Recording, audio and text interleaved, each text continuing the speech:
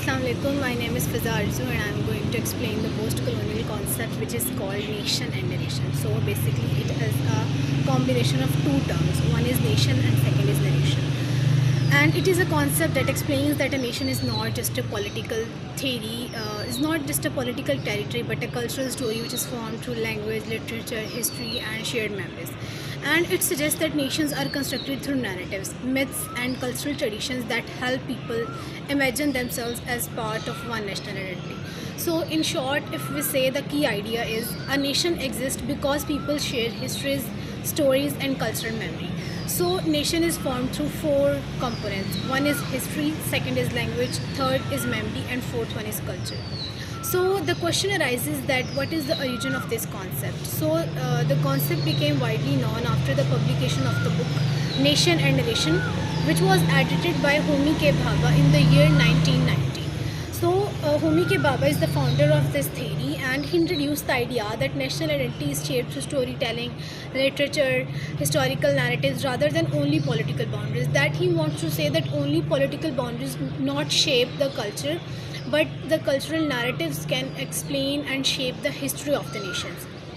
So, the second two important main figures were Edward Said and Benedict Anderson.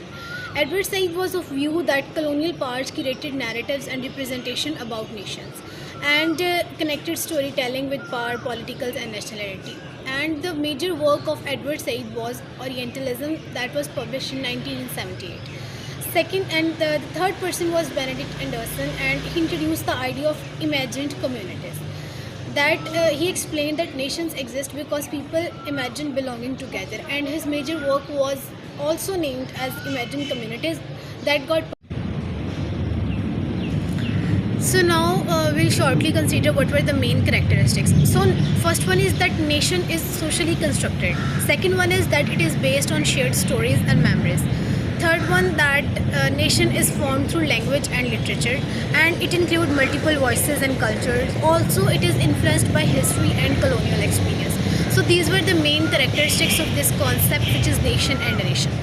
Now coming towards what is the significance in post-colonial studies, as basically we are learning these terms from the post-colonial perspective, so we definitely have to know how these important terms hold significance in post-colonial studies. So it helps us understand that how colonial history influenced the making of nations, and it shows that national identity is not fixed but dynamic.